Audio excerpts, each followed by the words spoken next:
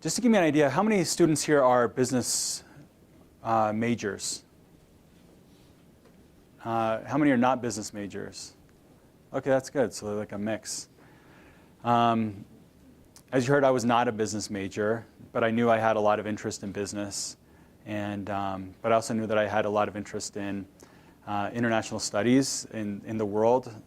When I was 4 years old, my family actually moved to the Dominican Republic. And so my earliest memories are of me in different countries. And so I spent about half my life living abroad. And it's become a big part of who I am. And I think just that wanderlust, that desire to discover and explore is probably contributed a lot to the fact that I love entrepreneurship as well. Just a quick story before I kind of kick things off. You know, I grew up speaking Spanish, and later on I lived in Brazil, so I speak Portuguese. But every time I was on a plane going to and from Latin America, which has been a lot, the flight attendants would always speak to everyone in Spanish or Portuguese as we were exiting the plane until they saw me, and they'd immediately speak in English. I never quite fit in, at least by the way I looked. But about a year and a half ago, I decided I wanted to go to Norway. And I have ancestry from Norway. My dad, his name is actually Norwegian. His name is Ulla, or Oli. In English, it's where the name Olsen comes from, the son of Ulla. And I'd never been to Norway. I don't speak any Norwegian.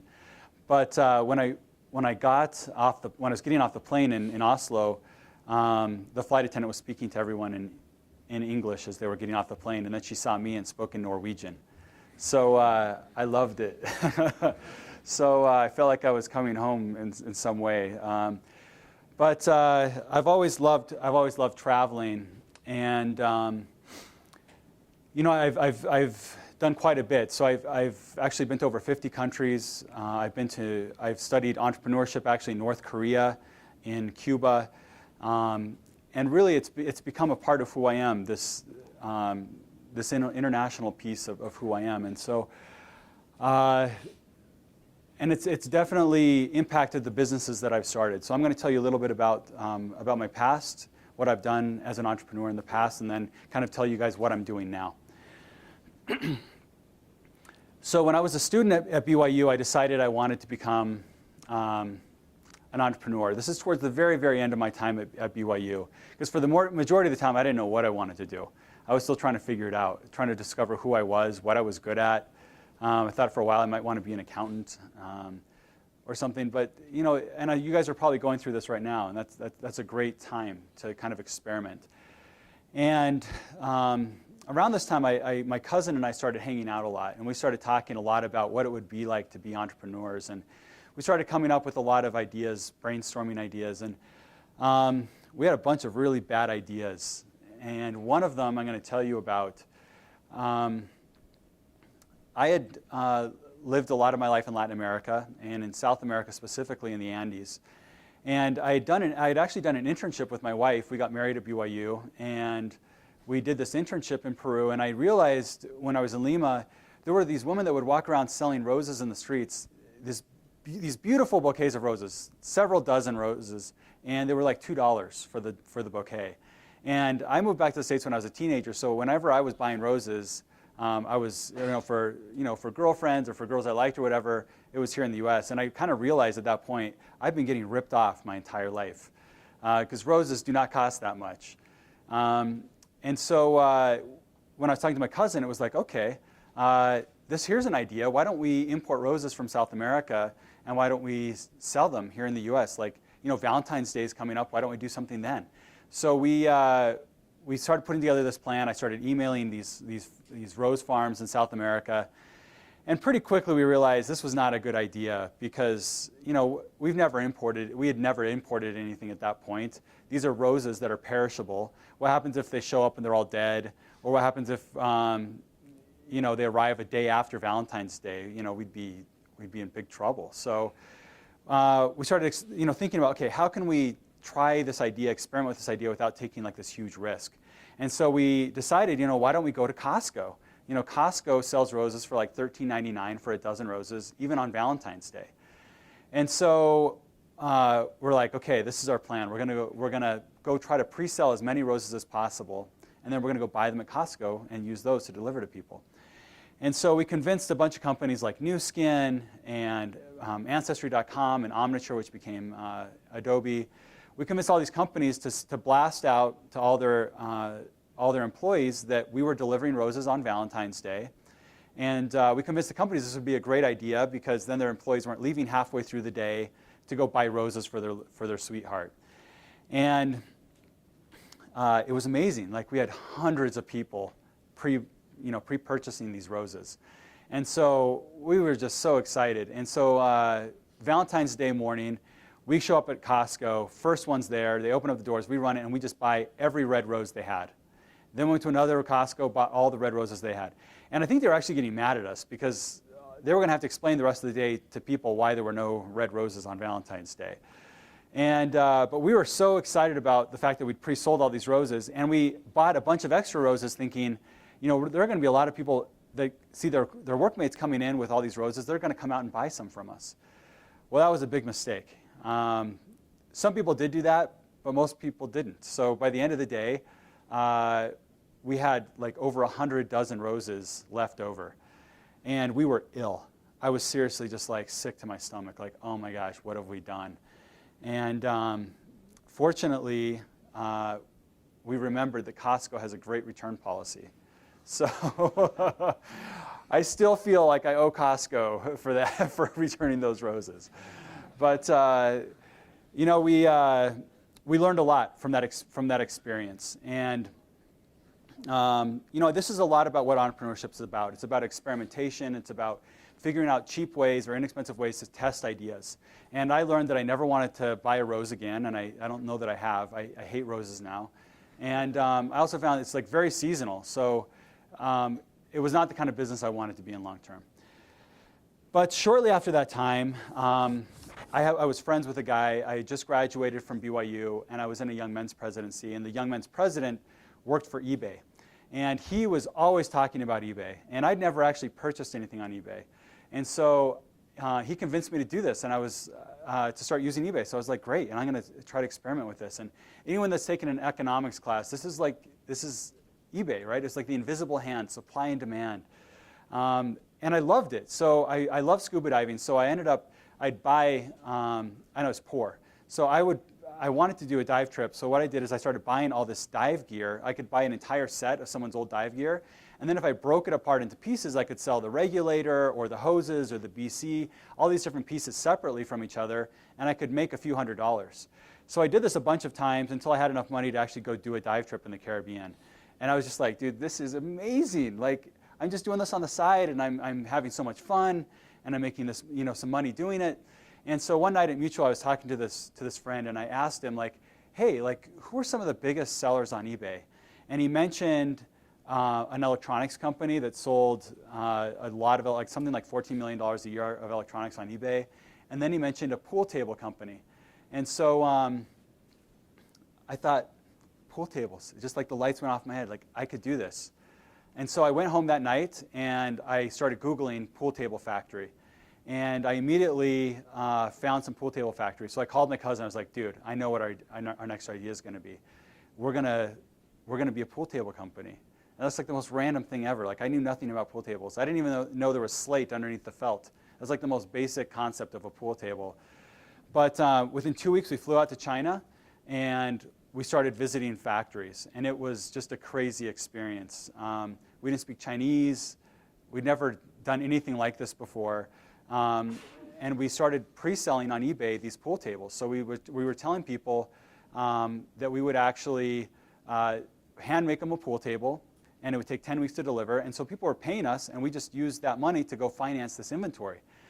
And pretty soon we started just getting tons of people calling us saying, hey, I see that your location's in Salt Lake City. Can I come see a pool table? And pretty soon we got some pool tables in our warehouse, so we started telling people, sure. We'd never even seen a pool table ourselves, like our own pool table finished, never even seen one at that point. But we're like, sure. And then we grabbed the pool table from the warehouse, borrowed someone's truck, put it in the truck, and then drove it to my aunt's house. We convinced her to let us set it up in her basement, and we painted the room all like into the middle of the night one night, because the people were going to come the next day. And we gave my aunt the cell phone and said, if anyone calls, sell them a pool table. And so she started selling pool tables like every single day. And it was like, oh my gosh, this is crazy. And so we knew we had an idea here that was working. So I quit my job, and we went and opened up a retail store in Salt Lake. A few months later, I moved out to Georgia and opened up a retail store out there. And so we did $1 million in sales our first year. And after 6 years, we became the largest retailer of pool tables in the US. And so just a really fun experience, especially as two young kids. We didn't have any background in business. We came from very middle-class families, not from tons of money. And so we were scrapping together money to like do this from friends, from my grandma, from our parents getting a little bit of money here and there just to get this business off the ground, and it worked. So around 2008, we decided that we were ready for a change. And we decided that we were going to abandon our business and sell it and go off and do something new.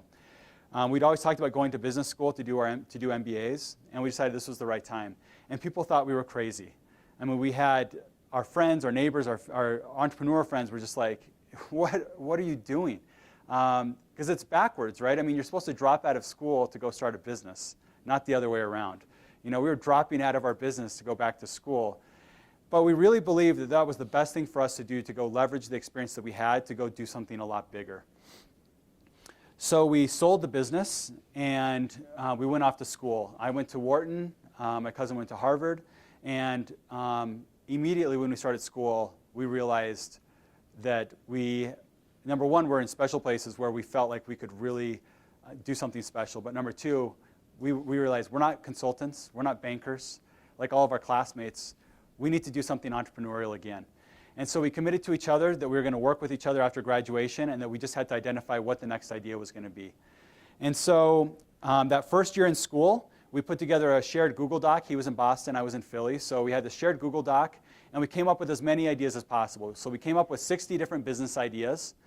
And then that summer in Silicon Valley, we went out to Silicon Valley in the summer. We went out and we spent that whole summer taking those 60 ideas and cutting them down one by one until we came back with what we felt was the best idea.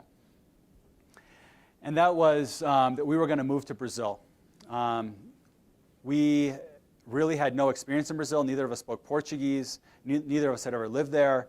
But we knew that it was this huge emerging market, 200 million people, a large and growing middle class that was starting to get internet access for the first time.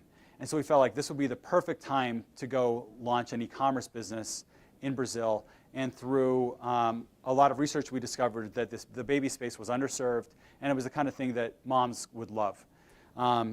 If you live in a city like Sao Paulo, I live 5 miles from our office, and it took me an hour and a half to get to work every day. And so if you can imagine being a mom in a middle-class family where you maybe don't even have a car yet, or maybe there's only one car in your household, going shopping for baby products would be incredibly difficult.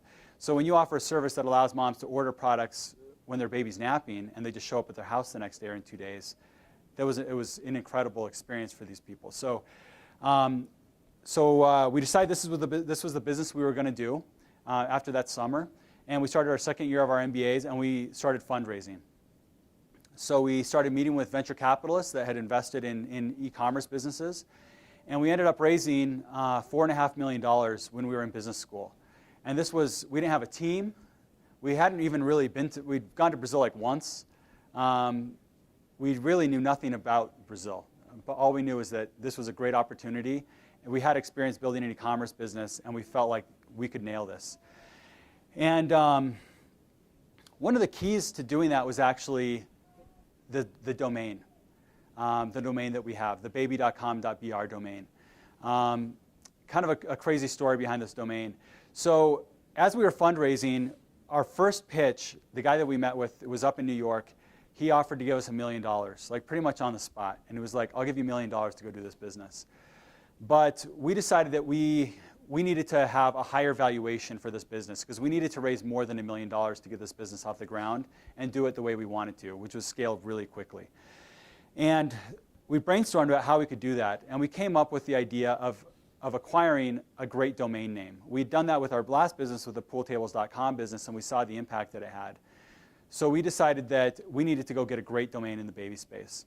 So we identified this domain, baby.com.br, and it was a Brazilian guy that owned it, and in broken Portuguese, I basically negotiated with this guy to acquire this domain.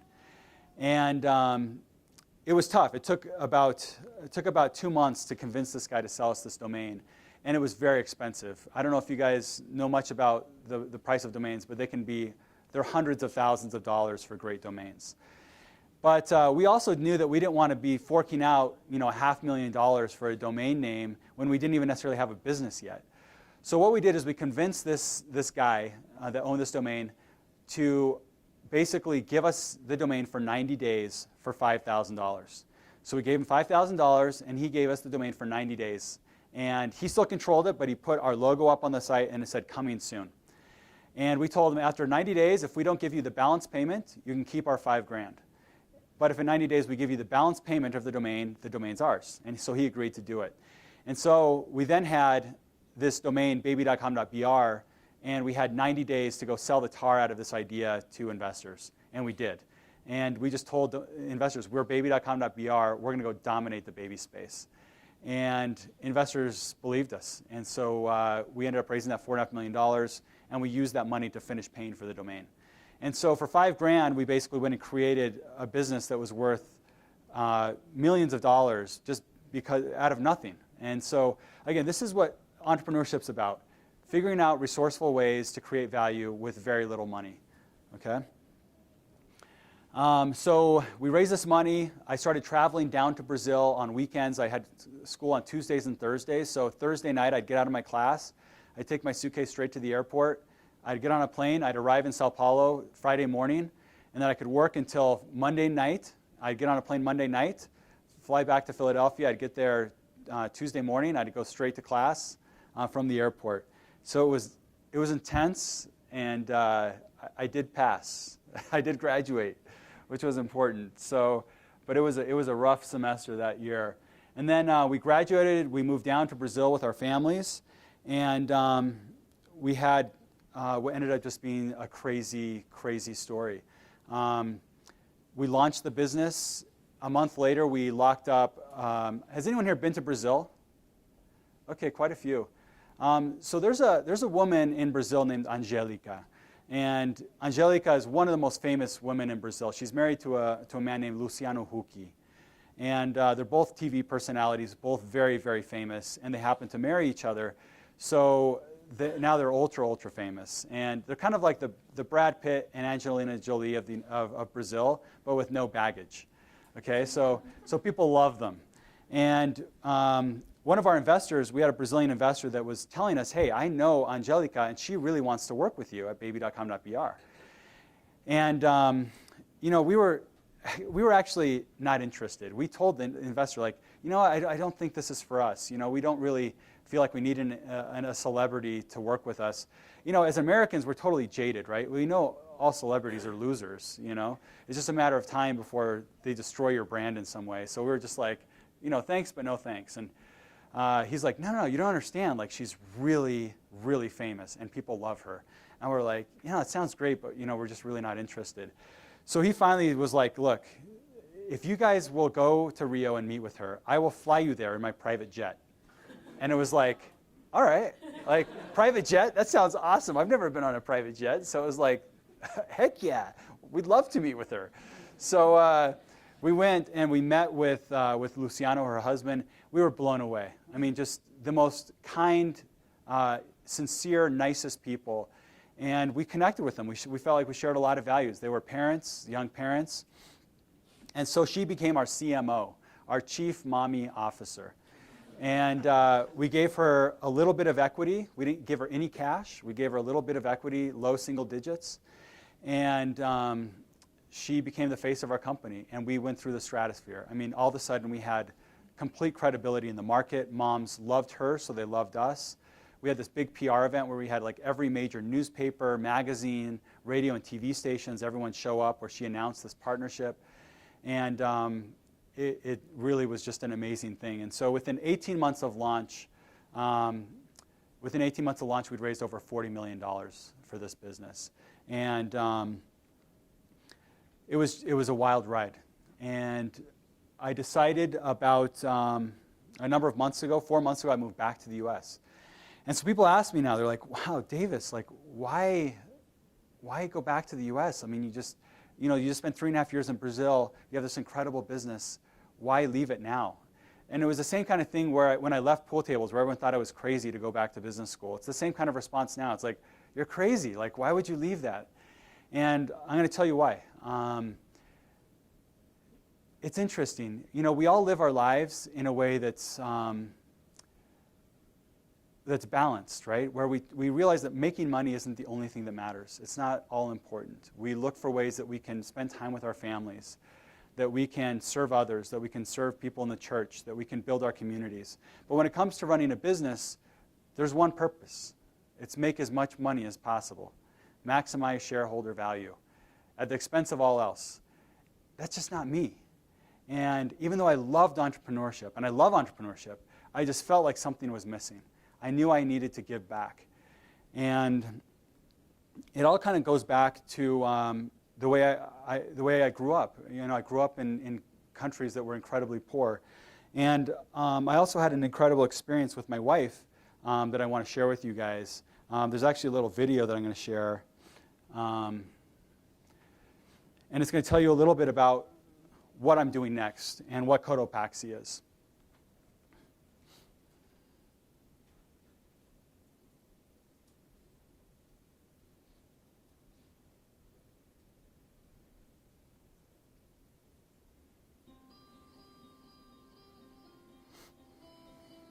In 2001, my wife and I were newlyweds, and we decided that we wanted to have an adventure together. So we found this unpaid internship in Peru, and we decided to do it together. So we went off to Lima and spent some time there, and then towards the end of this time, we decided to go up to Machu Picchu.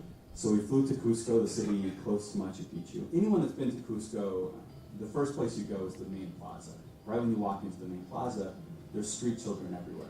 And they're always looking to approach you and sell you finger puppets or jewelry or postcards or to shine your shoes. We unexpectedly befriended a little street kid, a kid with shine shoes. He was so desperate to shine Davis's shoes, and so he just stuck out to us. And I had tennis shoes on, but he was so insistent that he wanted to shine my shoes. And after we brought him some extra food, and he was so happy.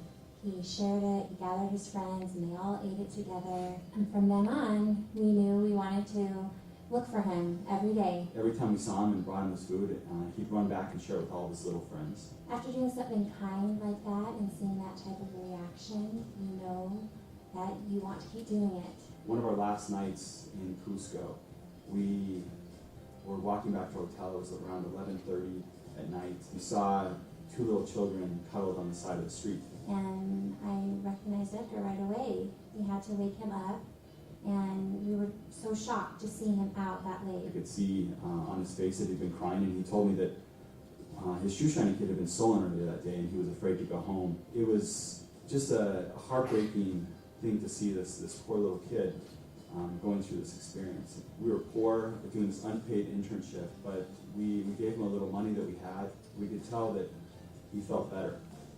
The next day, we were leaving on the bus, and we saw him on the steps to the cathedral. We saw little Edgar running towards the bus window. And we immediately opened up this window, and we could see he was happy, and he had this big bag of candy that he bought that he was selling to make money. And it was just enough time for us to say goodbye to Edgar. And as the bus started rolling away, he ran next to the bus and just waved goodbye to us. And in fact, I've been telling this story since 2001, telling people about Edgar and this experience that we had. After that, we knew that at some point in our married life, we wanted to help disadvantaged children in other countries. Simply because of where they were born geographically in the world, they have incredibly difficult lives. And it doesn't take much to impact them. You know, it's not too late for other children. There are other children like Edgar that we can help in a real way, help impact their lives. And so that's why we're doing Cotopaxi. I've always felt like I needed to find a way to have that big impact. And that's what Cotopaxi is about. Cotopaxi is about finding a way that we can sustainably give back to the world.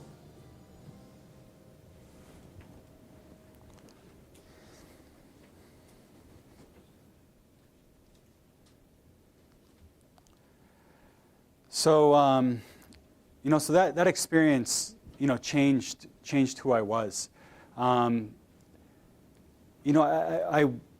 think my wife and I, we went to Cusco thinking we were going to have this amazing experience, seeing Machu Picchu, this lost city of the Incas that had been covered by the jungle for centuries, that, the Spanish never knew about, and that, this magical place. But in reality, it was this experience with Edgar that has dominated our thoughts and our memories of Peru ever since we left. And I've known that I had to make a difference in some way, and this is how we're going to do it. And so we're building a business called Cotopaxi. It's an outdoor gear and apparel company. And we manufacture high-end outdoor equipment and apparel, and even like lifestyle backpacks, packs that you'd wear around college campus. But these products raise money for a specific cause. So we have a pack called the Kilimanjaro.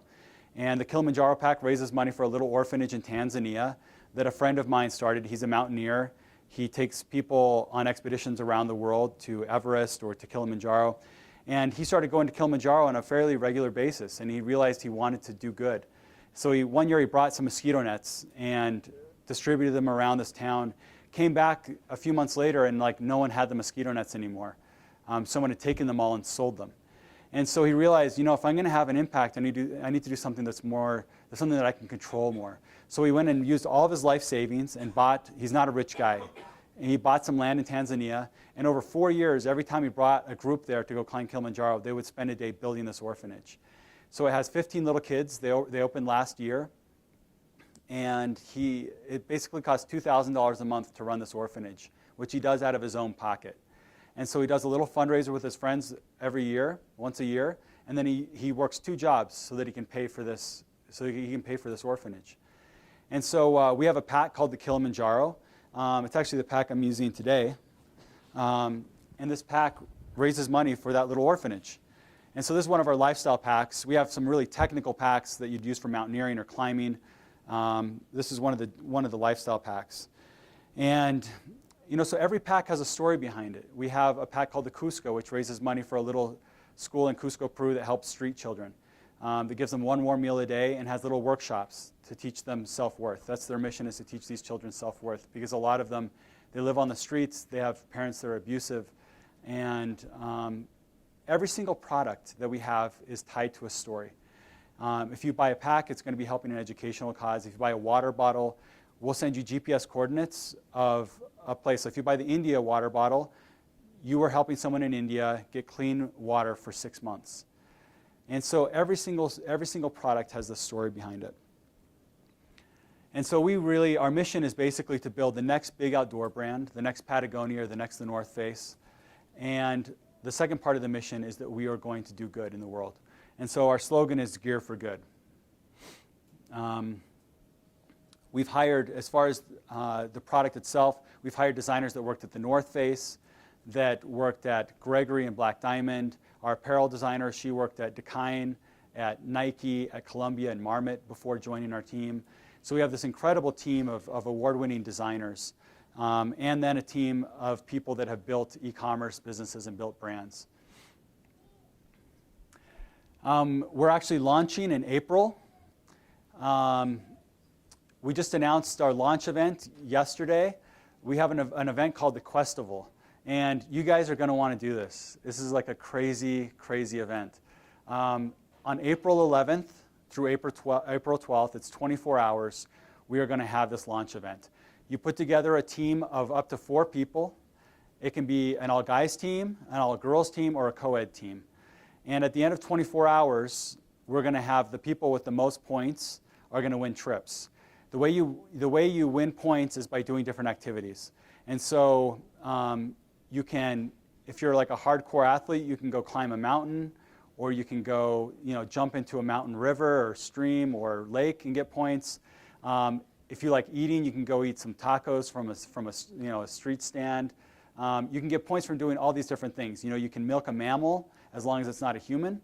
You can also there's tons of different ways to rack up points.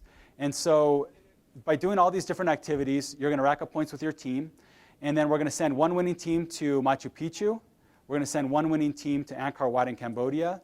And we're going to send another winning team to Kilimanjaro. And during that trip, they're going to be able to spend some time working with our nonprofit partners and having an incredible experience with this team that they won with. And at the end of this event also, when we're announcing these winners, we're going to have a music festival. So we have some incredible bands, Maids of State, Joshua James, and a bunch of others that are going to be there at this concert. And so you can check out more about it on our website. If you go to Cotopaxi.com, on the very top there's a thing that says Questival. You can click on there. But I'd encourage you guys to get involved. We're going to make a difference in the world. This event also has some giving back components to it as well. It's going to be pretty incredible. So I hope that you guys can check it out. So I told you guys about how I went to Norway, and it was amazing. So when I went there, I went to a museum called the Viking Museum, and I found these old Viking boats, these long boats that they'd been using to traverse the oceans. I just became really intrigued because this was very, very early, and these guys were the first to cross open seas like this. And they actually were the Vikings were the first ones to discover the Americas. This is long before Christopher Columbus. But they also, these same boats that were crossing oceans could go up rivers. They could go up and they could trade and do commerce all around Europe. They went through the Mediterranean. They went through Germany, all over England. Of course, they were raiding and pillaging a little bit, but still, like, incredibly inspiring what these people did. And so I really became not obsessed, but like very interested in this. I started reading a lot more about these ancient explorers. And as I did this, I ran upon a really cool story that I really enjoy. This is in the winter of around 1911, 1912. And this man on the right is Captain Robert Falcon Scott. This is a British explorer, a Navy captain who decided that he wanted to go someplace where no person had been before, which was the South Pole. At this time of the world, most of the world had been discovered. There weren't any continents to discover. There weren't any new lands, really, other than a few places like this South Pole. And so he put together a team, an expedition of over 50 men, and they sailed to Antarctica. And they had a combination of dogs, they had ponies, they had the first three motor sledges, like early snowmobiles. And they slowly worked their way to the South Pole. And 5 men made it to the South Pole. And this is the picture of that event. Now, in his journal, this is what you read of the day he arrived. This is what he said: "The worst has happened. All the daydreams must go. Great God, this is an awful place." Why would he say this after accomplishing this dream of reaching the South Pole? Why would he say this is such an awful place? Why would he say the daydreams are gone? Nope, something else. That's a good guess, though. The journey is over? Nope, something else. I'm going to give you guys some clues. Look on the top of the tent. Is that a British flag? What flag is that? Does anyone know? It's Norway's. It's a Norwegian flag. He was beat. Someone got there about 32 or 33 days before him. So these are the first people to reach the South Pole. It's a Norwegian team. There were 5 men that reached the pole. On the left, that's Roald Amundsen. And he was a crazy explorer. This is a true adventurer. He grew up in the Arctic regions of the world, skiing. He went and spent years living with Eskimos, learning how to, use dog sleds, learning how to manage dogs, learning how to make fur clothing where he could stay warm but not sweat. And he prepared his entire life for this event. And where the British team had tons of money, tons of resources, 50 men that started this expedition, these guys started with 5 men, and they finished with 5 men. We don't know a whole lot about their story because all we have is their journals, because all of them died on the way back from the South Pole. Not one of them survived. They froze to death. These guys all made it back. And so why did they make it back when the other team failed? Why did they get there so much faster than the other team? This is what he says. I may say that this is the greatest factor, the way in which every difficulty is foreseen and precautions taken for meeting or avoiding it. Victory awaits him who has everything in order. Luck, people call it. Defeat is certain for him who has neglected to take the necessary precautions in time. This is called bad luck. And this is so true. I mean, this is entrepreneurship as well. Of course, there's always luck involved in everything we do in life, but through preparation and by working to foresee all possible problems and challenges, you can succeed. And if you go in without doing that, that's what's called bad luck, and bad things happen. And so this, I think of my experience when I started baby.com.br.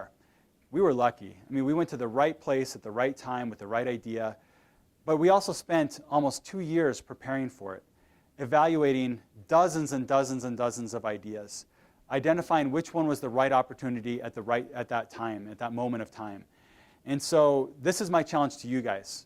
As you work or while you're in school, this is the best time to start a business. Trust me. You have nothing to lose.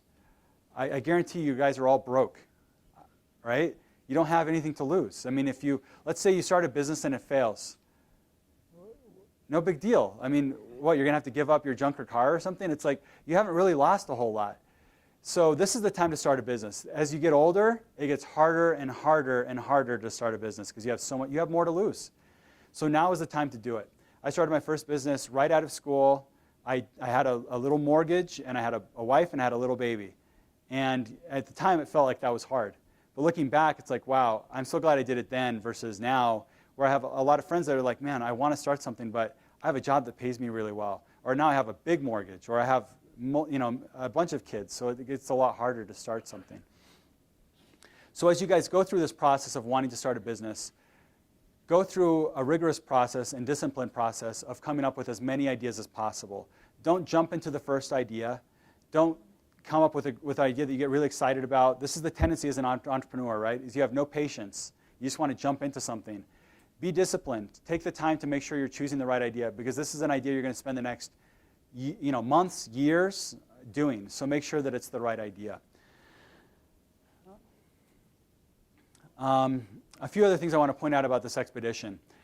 You can see the Norwegians had these dog sleds that they were running, and the British team, on the other hand, had some dogs, but they didn't have enough dogs, and so they ended up not being able to use them efficiently. Their ponies all died because they froze to death, because ponies sweat, horses sweat, dogs don't.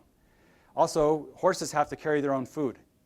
Dogs can eat other dogs, which sounds gruesome, but that's what the Norwegians had to do. They started with a lot of dogs, and they'd feed the weakest dogs to the other dogs.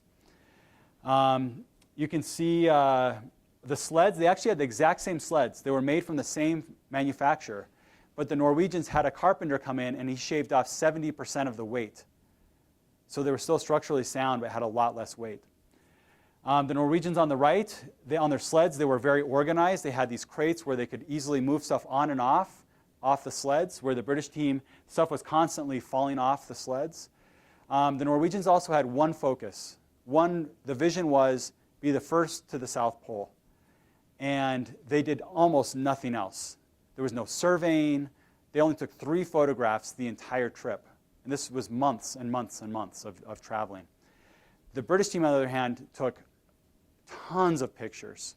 They had when they found their bodies, they had 75 pounds of rocks on the sleds. They were like doing geological surveying. I mean, they didn't have any focus. They were just trying to do a bunch of things at the same time and doing none of them well.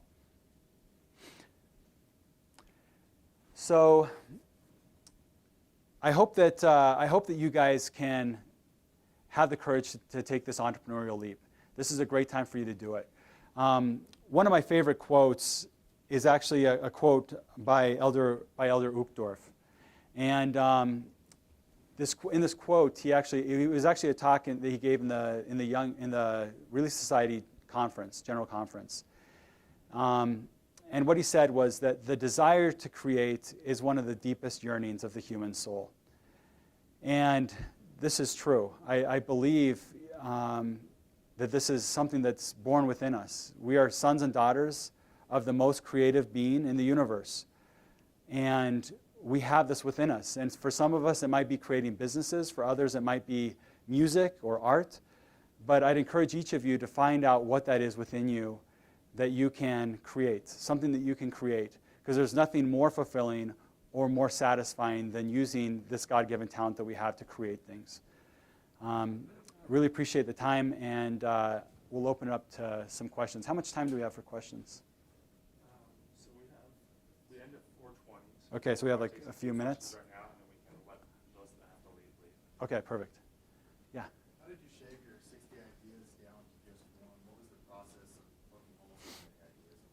Yeah, first I thought you were going to ask me how I shaved my head, and it was like, all right. So the 60 ideas, what we did is we cut through them as quickly as possible. So we spent like the first week or two cutting the 60 down to 4. And so the idea is when you create all those ideas, don't set a bar for yourself. Don't limit yourself. Don't say, oh, these are bad ideas, or this isn't a good enough idea, or this isn't a big enough idea. No filter. No, don't limit yourself geographically. Don't limit yourself by a type of idea. We happen to do e-commerce, but all of our ideas were not e-commerce ideas. And then after you come up with those ideas, then you can start filtering. Then you can start setting some bars. So we set some bars where it's like, okay, we want to build a business that's at least $100 million. We want to have a business that doesn't have a lot of competitors that are venture-backed.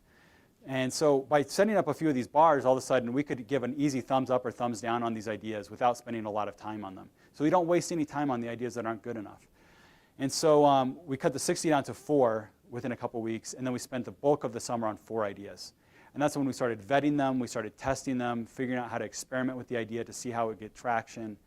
And by the end of the summer, we'd cut it down to the final idea. So, yeah.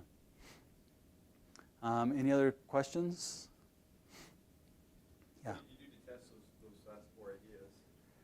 Yeah, so I'm not going to get into a whole lot of detail on this, but basically, like for one of the ideas, for example, we built a website for like $500 in Pakistan using Elance, and it was not a fully functional site. It just worked for this one little thing that we were trying to do.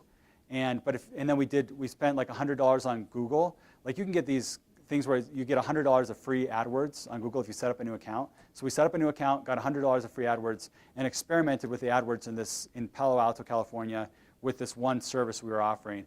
And if you went on there, you'd think maybe the whole site would work for all sorts of things, but it only worked for that a couple little areas that we were doing the AdWords for.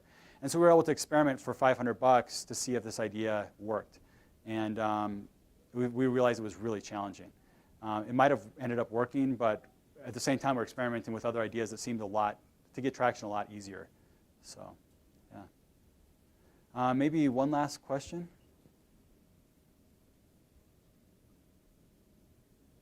Okay, no questions. So I'm gonna stick around after. So thanks a lot. Appreciate it, guys.